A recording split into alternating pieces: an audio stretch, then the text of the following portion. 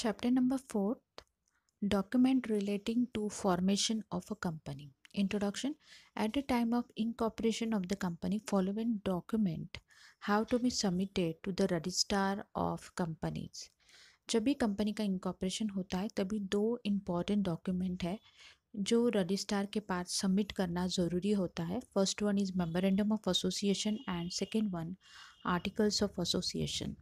A public company, if it is collecting the capital from the public, must issue the prospectus to invite the public to buy its shares and debentures, etc.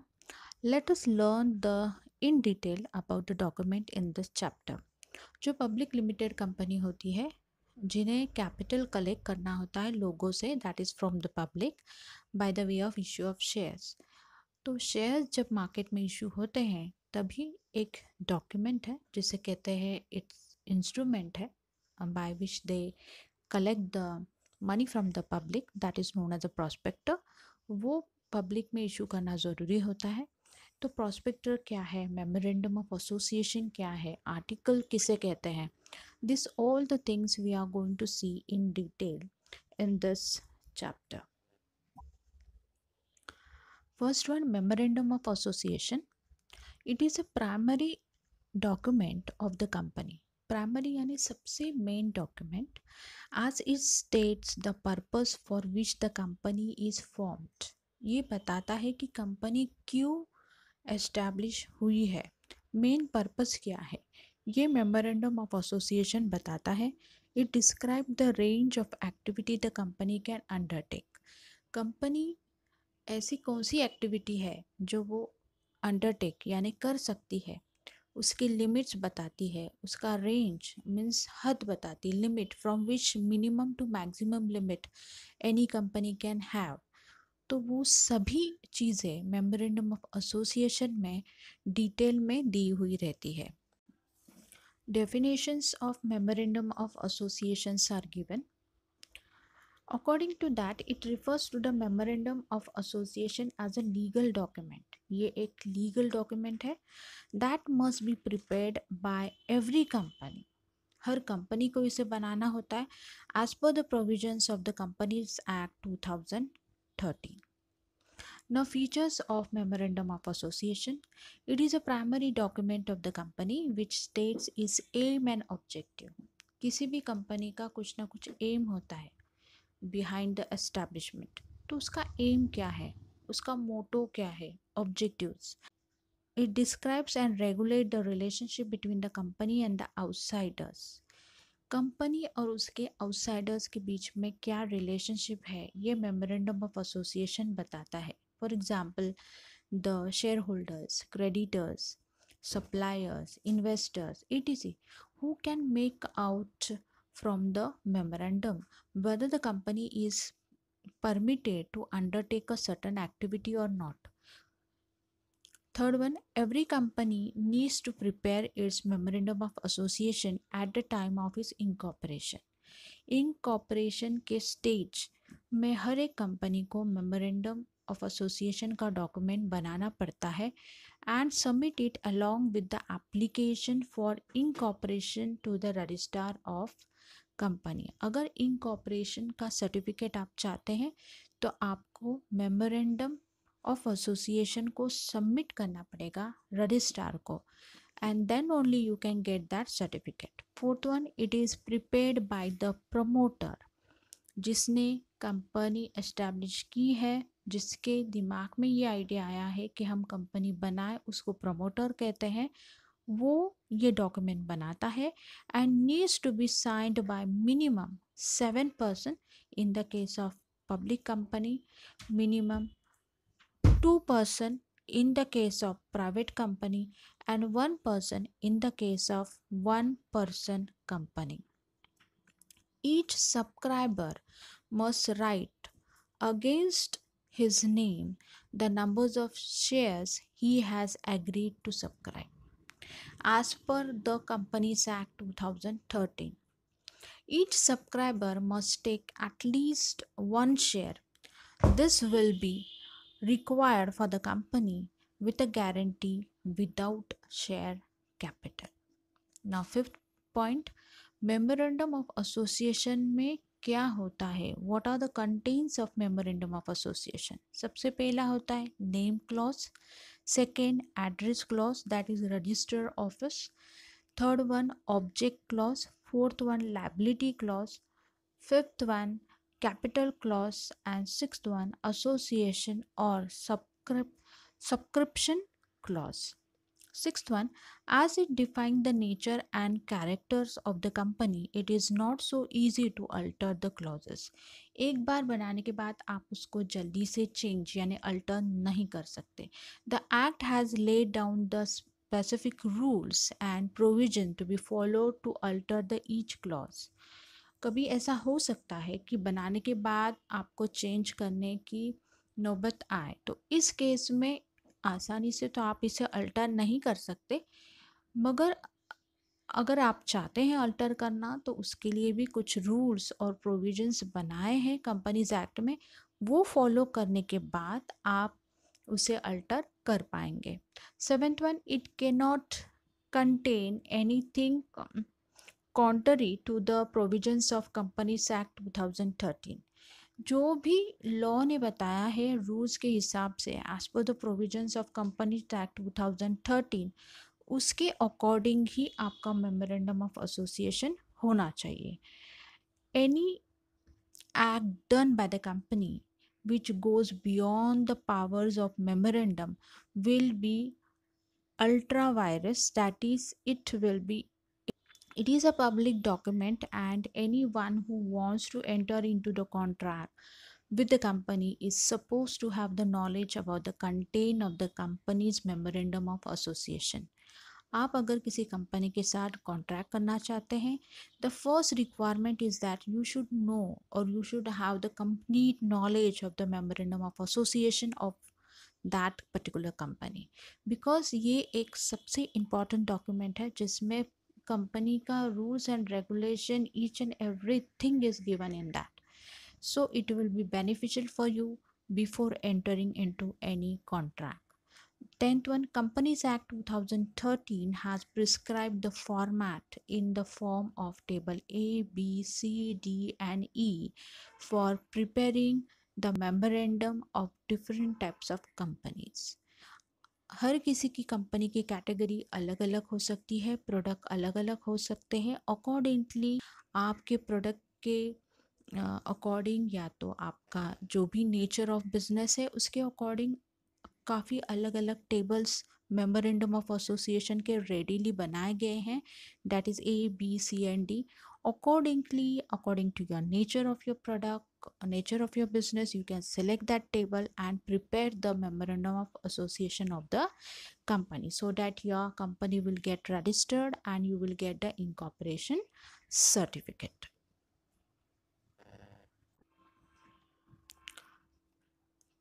The clauses of memorandum of association and the provision to alter it. Memorandum of association में काफ़ी clauses होते हैं जो हमने देखे, अभी हम उसे डिटेल में देखेंगे.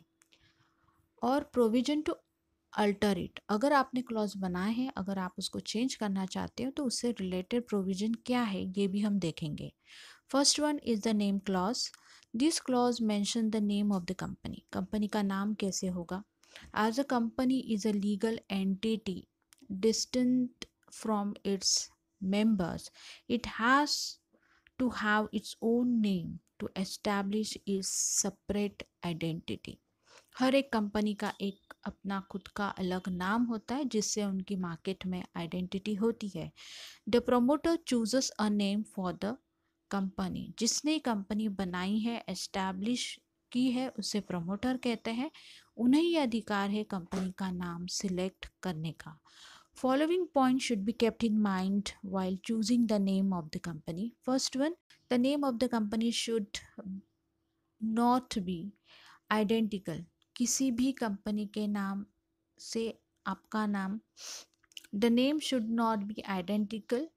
The name of an already existing company registered under this act or any previous company's law. आपका कंपनी का नाम ये अलग होना चाहिए, सिमिलर नाम नहीं होना चाहिए किसी और कंपनी का नाम आप नहीं रख सकते, क्योंकि वो नाम रजिस्टर्ड होता है under the act of companies law. Second one, the name should not contain any word which will constitute any offense under any law. Third one, the name or the word in the name should not offense any section of people. Sixth point is very important point. The name should not have any word which gives an impression that a company is connected with or has any support of center or the state government or any legal authority. Government related कोई भी word उसमें use नहीं करना है. Then in case of public company limited by shares or a guarantee, the last word of the name should be limited, that is Tata Steel Limited LTD. Public limited में limited LTD लगाना ज़रूरी है. Similarly, for the private company limited by shares or guarantee, the last word of the name should be private limited PVT dot LTD लिखना ज़रूरी है. In the case of one person company, the word one person company should be mentioned in the name of the company in the bracket, that is OPC, that is one person company. The Companies Act states that every company shall point or affix its name and the address of its registered office outside its place of business. Now alteration of name clause. क्या name अगर हम एक बार select कर लेते तो change हो सकता है क्या? अ कंपनी में change is name any time on its own, खुद कर सकता है. On is conversion from public company to private limited और वाइस वर्सा. अगर आपकी कंपनी प्राइवेट लिमिटेड है और आप प्राइवेट पब्लिक लिमिटेड बनाना चाहते हैं या तो प्राइवेट से पब्लिक करना चाहते हैं, तभी भी आप अपना नाम, कंपनी का नाम बदल सकते हैं. Then on the direction of the central government, if it is of the opinion that a name is similar to the name of the already existing company or similar to the registered trademark. किसी ने already trademark करके वो नाम register किया है और आपका नाम उससे सिमिलर है, तो आपको वो चेंज करना पड़ सकता है. The name clause can be altered by passing a special resolution in general meeting of the company. General meeting of the company में डिस्कस करके आप आपका कंपनी का नेम चेंज कर सकते हैं, which require special resolution. The second one is the address clause, that is a register office clause. The clause states that the name of the state in which the register office of the company will be located. आपकी company का main office कहाँ पे होगा, address, ये यहाँ पे बताया जाता है. Every company must have its register office within 30 days of its incorporation. Incorporation मिलने के बाद 30 days के अंदर आपको परमानेंट रजिस्टर ऑफिस आपके कंपनी का बताना होता है. Register office is a must as first one is establish a location of the company. इससे आपकी कंपनी का एग्जैक्ट लोकेशन पता चलता है. It is the address to which all the communication notice ETC will be sent. ये एक ऐसा place है जहाँ पे गवर्नमेंट हो, आउटसाइडर हो, जो भी आपको कुछ नोटिफिकेशन भेजना चाहते हैं, करस्पॉन्डेंस आपके साथ बनाना चाहते हैं, तो एक स्पेसिफिक एड्रेस होना चाहिए. इसीलिए एड्रेस क्लॉज ये इम्पॉर्टेंट है. It is also the place where all the statutory books, records and documents of the company will be kept. एक ऑफिस एक ऐसी जगह होती है जहाँ पे सभी importance document related to the company रख सकते हैं. इसीलिए एड्रेस होना ज़रूरी है, as well as register office होना ज़रूरी है. Alteration of the address clause. A company may change its registered office from one place to the another within the same city or town. आप अपना एड्रेस चेंज कर सकते हैं अगर same city और सेम टाउन हो तो. In this case no alteration is made in the memorandum. इसमें मेमोरेंडम में अल्टरेशन करने की ज़रूरत नहीं है. One town and city to another town and city within the same state. Same state में आप कर सकते हैं. One state to another state. In both the cases B and C, अगर आप टाउन और सिटी चेंज कर रहे हैं in the with in a one state, या तो फिर आपका एड्रेस चेंज हो रहा है दूसरे स्टेट में, in both the cases that is B and C, special resolution pass होना ज़रूरी है in general meeting to alter the address clause. In the case of C above, यानी आप स्टेट ही चेंज कर रहे हो, तो ऐसे केस में approval of regional director is also required, it's must. ना थर्ड वन देखेंगे, object clause. This clause define the objects of for which the company is form. आपकी कंपनी फॉर्म क्यों हुई है, मेन इंटेंशन क्या था आपके कंपनी को फॉर्म करने का। It indicate the range of activity of the company can undertake. आपकी कंपनी आपने एस्टैब्लिश की है तो वो क्या करने जा रही है, ये बताता है object clause. This clause state in details the main object for which the company is to be incorporated and also described any other activity it may undertake if necessary in achieving its main objects. The object of the company must not be illegal. कोई भी illegal, immoral activity नहीं करनी है जिससे nation को भी harmful होगा as well as for the public, और जो पब्लिक के पॉलिसीज़ के अगेंस्ट होगा, ऐसा कोई भी ऑब्जेक्ट मन में रख के आपको कंपनी फॉर्म नहीं करनी है। It should be within the provisions of the companies act and as per the laws. A company cannot do anything beyond or outside the scope of its objective. अगर आपने company establish की है, जो भी object clause आपने memorandum of association में लिखा हुआ है उसके बियॉन्ड जाके आप कुछ भी नहीं कर सकते। It is a one kind of framework जो आपकी एक बॉर्डर स्पेसिफिक करती है जिसमें आपको काम करना होता है। Alteration of the object clause. A company में change is object clause as and when if feel it is necessary to do so for the survival or growth. Object clause को हम चेंज कर सकते हैं अगर आपकी कंपनी को survival में रखना है, एग्जिस्टेंस में रखना है, तो ऐसे केस में आप ऑब्जेक्टिव चेंज कर सकते हैं। उसके लिए आपको स्पेशल रेजोल्यूशन पास करना होता है in the general meeting of the company. Now next one is a liability clause. This clause state the extent of liability of the members of the company. जो भी मेंबर्स हैं जिन्होंने शेयर्स परचेस किए उनकी liability क्या होगी, इसके बारे में detailed information memorandum of association में होता है। In the case of a company limited by shares, this clause states that the liability of the member is limited to the extent of the amount unpaid on the face value of the shares held by the member. अगर company limited by shares है तो जितना भी members ने shares purchase किया है उतनी ही उसकी लाइबिलिटी होगी। Means that person will lose the money only to the extent he or she has invested in the business as a share.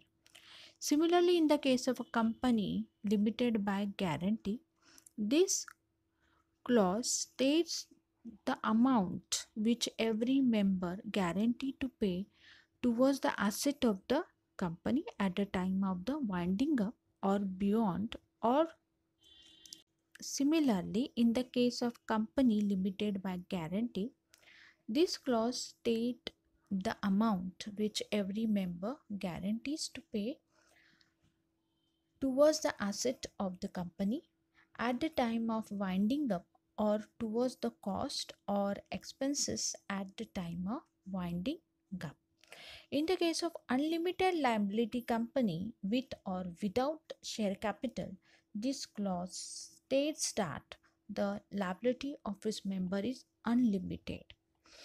Guarantee, company limited by guarantee के case में अगर देखा जाए तो amount which every members guarantee to pay towards the asset, जितने भी members ने guarantee, जितनी आपने गारंटी दी है उतनी ही आपकी लायबिलिटी होगी, नॉट बियॉन्ड दैट। इसलिए उन्होंने नाम दिया है the company limited by guarantee. मगर अनलिमिटेड लायबिलिटी वाली कंपनी का क्लॉज होगा तो ऐसे केस में मेंबर्स की जो भी लायबिलिटी वो अनलिमिटेड हो सकती है। Alteration of liability clause. The Companies Act 2013 or any rule made thereunder does not contain any provision regarding the alteration of liability clause. ऐसा specific provision नहीं है. Legally speaking, the relationship between the members and the company is a contractual relationship, and hence if any change is to be made in the liability of the member, it has to be with the consent of the member, and that too in writing. ऐसा specific provision नहीं है regarding the liability clause is concerned. There is no specific provision regarding the alteration of liability clause. Alteration हो सकता है with the consent of the members के साथ बात करके हो सकता है, and that too in writing. It is better to keep all the things in writing. आप उनसे बात करके मीटिंग करके you can have the things in writing and change the liability clause. Capital clause. This clause state the amount of capital with which the company is registered. ये एक ऐसा clause है, ऐसा कैपिटल है जिससे आपकी कंपनी रजिस्टर्ड होती है. This capital is hence known as registered capital. This is the maximum capital which the company is authorised to raise. Hence it is also called as authorized capital. In the case of company with a share capital, this clause states the total amount of share capital in terms of total numbers of shares and the fixed value per share, that is known as face value of the shares. एक shares की amount कितनी होगी उसे face value कहते हैं. If the company want to issue more share to raise the more fund than the amount of authorized capital, then the company has to alter the capital clause. Maximum amount आप public से कितना collect कर सकते हो उसे authorise capital कहते हैं. वो मेमोरेंडम ऑफ एसोसिएशन में स्पेसिफाइड किया गया होता है. अगर आप चाहते हैं you want to raise the money beyond authorise capital, तो उसके लिए आपको काफ़ी सारी प्रोविजंस को फॉलो करना ज़रूरी है, जिसे हम देखेंगे अल्टरेशन ऑफ कैपिटल क्लॉज.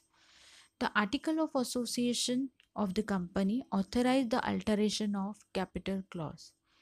ये एक अनदर इम्पॉर्टेंट डॉक्यूमेंट है. जैसा मेमोरेंडम है वैसे आर्टिकल ऑफ एसोसिएशन होता है. उसमें स्पेसिफाई किया हुआ रहता है कि ऑथराइज कैपिटल क्या होगा, कैसे होगा, और उसके अल्टरेशन रिलेटेड प्रोविजन जो है वो आर्टिकल में स्पेसिफाइड होते हैं. The capital clause is Altered for the reason like.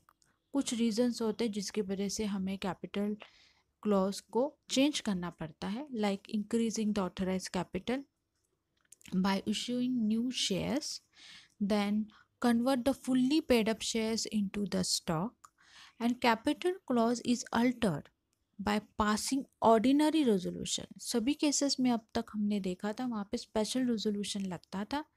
ये एक ऐसी केस है जहाँ पे ऑर्डिनरी रेजोल्यूशन लगेगा आपको in the general meeting of the company.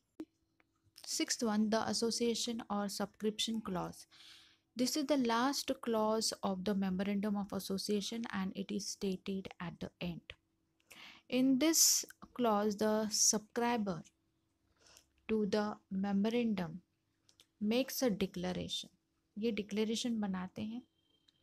Formation of a company as per the memorandum and agree to take a certain numbers of shares in the capital of the company. यहाँ पे कुछ shares वो लेते हैं, ये इसका declaration दिया जाता है in the subscription clause. In the case of public company, memorandum must be signed by at least 7 subscriber. Public company में 7 सब्सक्राइबर होना ज़रूरी है, whereas for the private company at least 2 subscriber and 1 subscriber in the case of 1 person company. Each subscriber has to put his name, address and occupation in presence of at least one witness who shall also put in his detail. ये काफ़ी important है, जो भी subscribe करने वाले हैं उनका name, address, occupations किसी विटनेस के सामने लिखना ज़रूरी है और इस केस में विटनेस का भी पूरा डिटेल्स लिखा जाएगा।